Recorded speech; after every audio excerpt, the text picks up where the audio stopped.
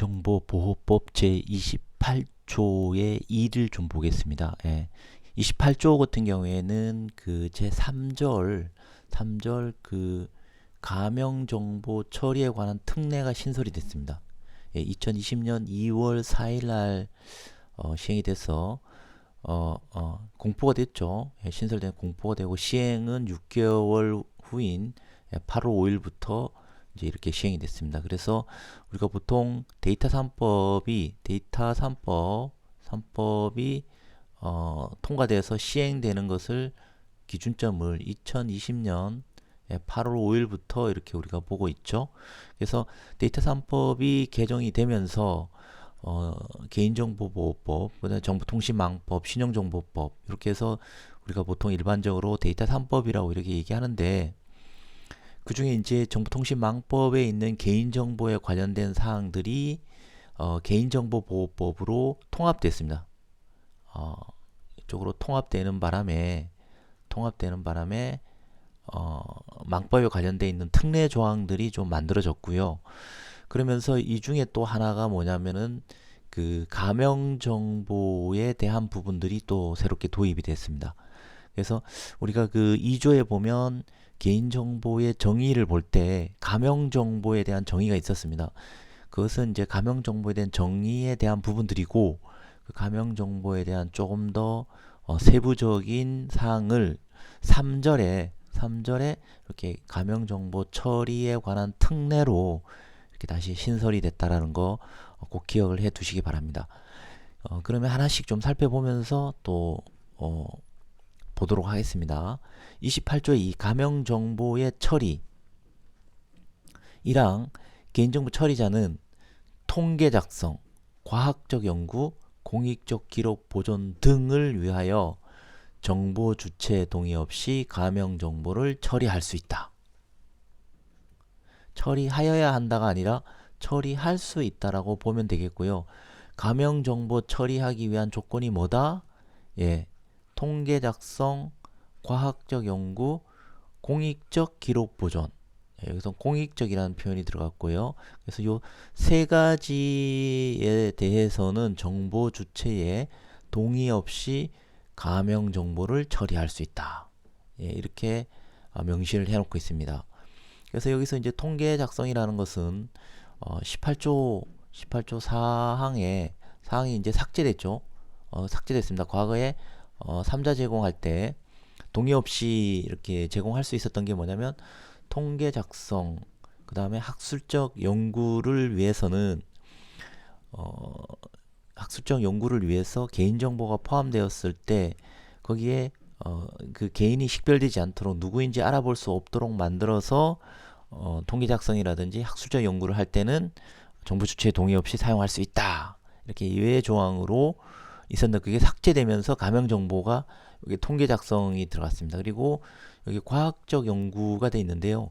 과학적 연구에는 산업적 연구도 포함이 됩니다. 산업적 연구 또한 상업적인 것도 포함이 된다라고 지금 해석을 하고 있습니다.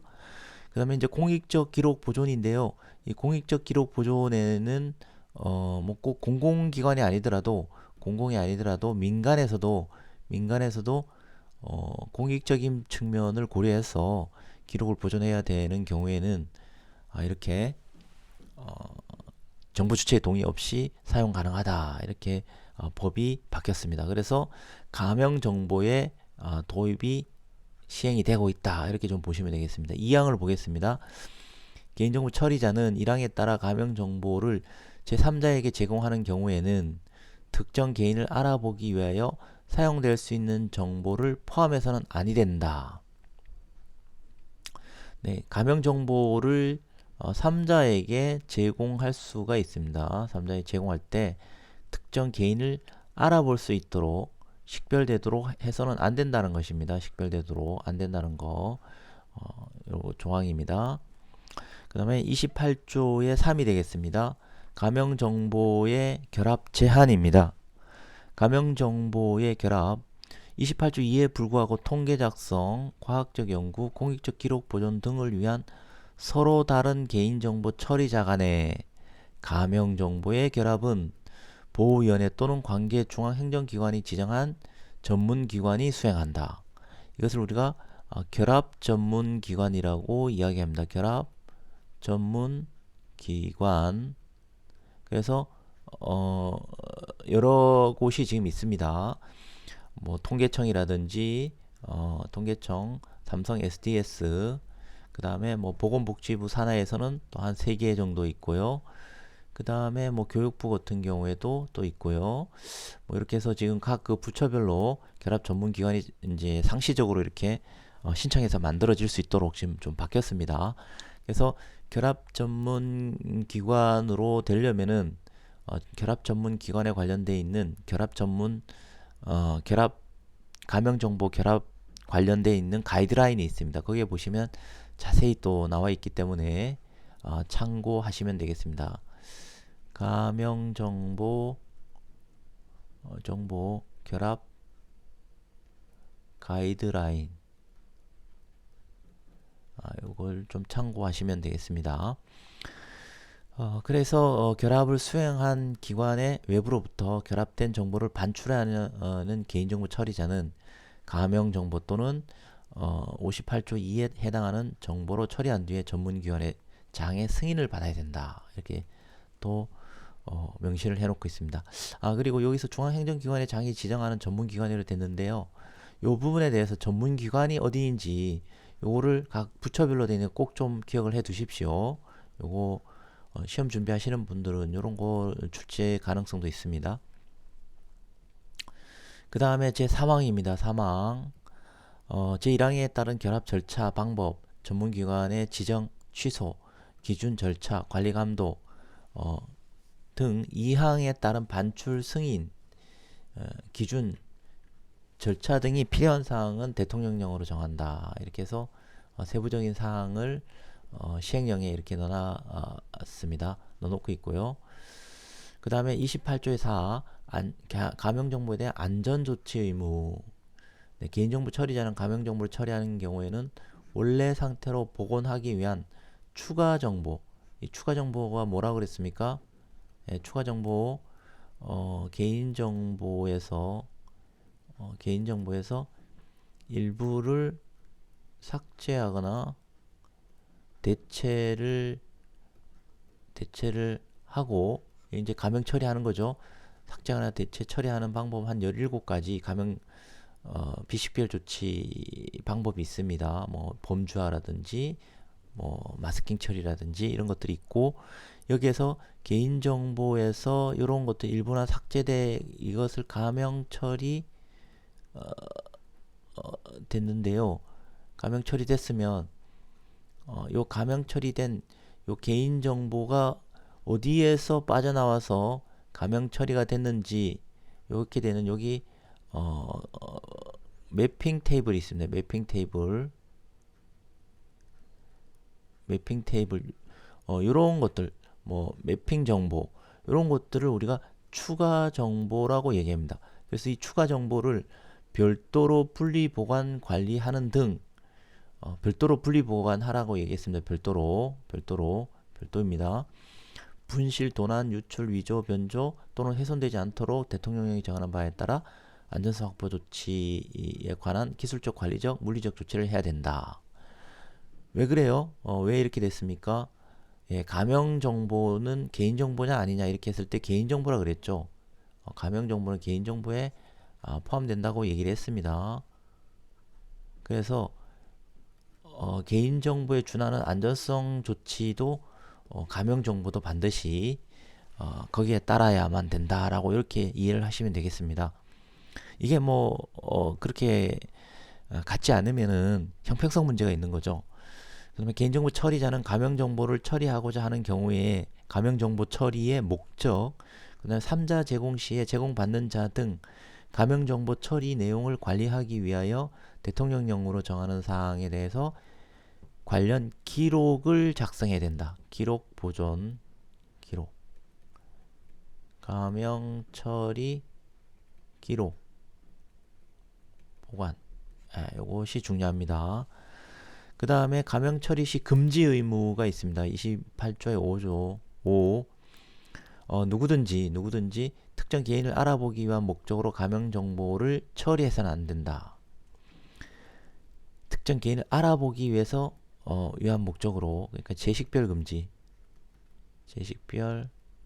금지가 되겠습니다. 반드시 지켜야 되겠고요. 개인정보 처리자가 가명 처리하는 과정에서 특정 개인을 알아볼 수 있는 정보가 생성된 경우는 즉시 개인정보 처리를 중지하고 지체 없이 회수 파기하여야 한다. 이렇게 되어 있습니다. 회수 파기하여야 된다. 그 다음에 28조의 6이 되겠습니다. 가명정보 처리에 대한 과징금에 대한 부과입니다. 만약에 위반했을 때의 어떤 과징금 또 벌칙이 있어야 되겠죠.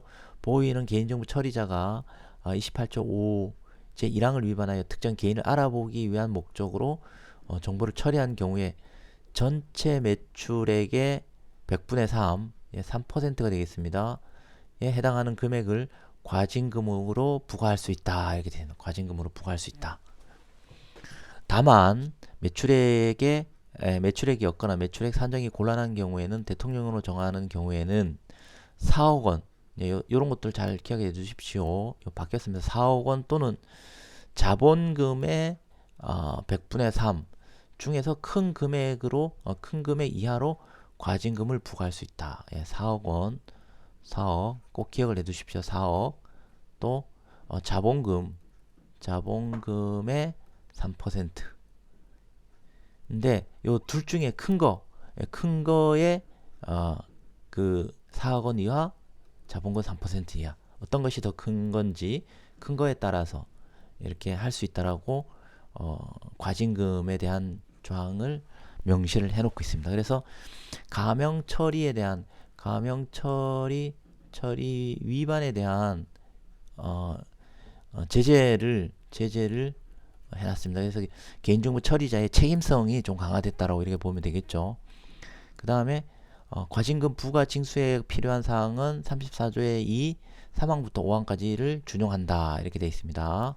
이렇게 그 다음에 28조의 7 적용 범위 가명정보는 20조, 21조, 27조, 34조, 35조, 37조, 39조의 3, 39조 4, 39조 6, 39조 8까지 규정을 적용하지 아니한다 이렇게 되어 있습니다.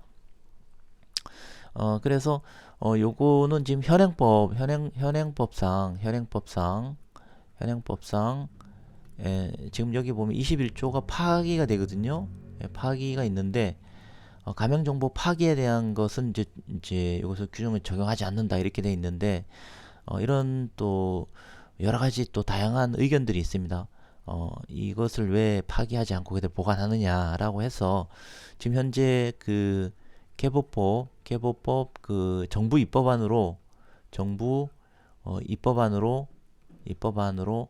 2차 개정을 지금 준비하고 있습니다. 2차 개정. 거기에는 이 파기 관련해서 이런 사항들이 좀 포함이 됐습니다. 그래서 현재 현행법상으로는 파기에 대한 부분들이 없으니까 이 부분에 대해서 조금 이제 시행되는 시점 공포되고 6개월 후 시행되고 제가 보기에는 뭐 최소한 뭐 공청회 이제 끝났으니까요.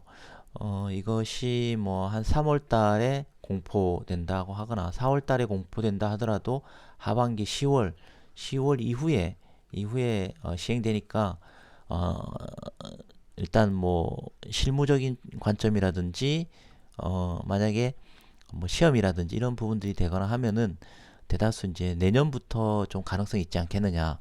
빠르면 올해 하반기 4, 4분기 이후에 좀 언급이 될 것이고요.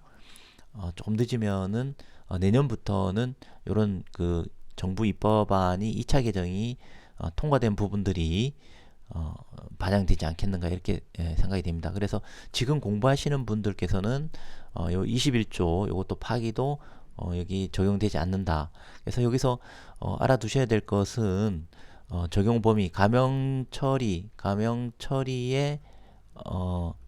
예외사항 예외 조항 이런 것들은 꼭 좀 기억을 해 두십시오. 20조 출처고지라든지 27조 34조 35조 열람권 37조 39조의 3 39조의 4 징벌적 손해배상제도, 법정 손해배상제도 뭐 이런 거. 27조 지금 제가 좀 기억이 안 나는데요. 27조가 뭘까요? 한번 볼까요? 27조 조금만 기다려 주세요. 28조가